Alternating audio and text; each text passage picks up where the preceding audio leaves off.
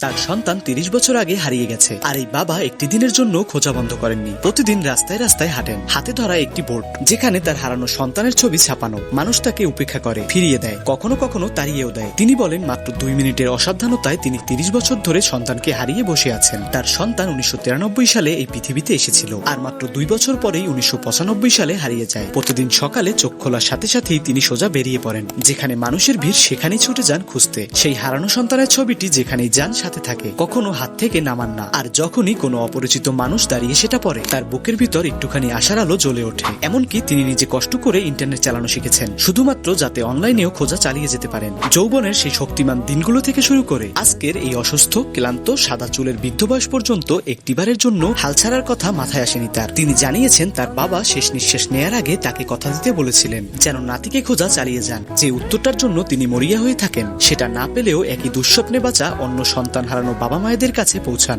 যতটুকু পারেন পাশে থাকেন। আর সেই মানুষগুলোর মাঝেই তিনি খুঁজে পান সামনে এগিয়ে যাওয়ার শক্তি আর আশা।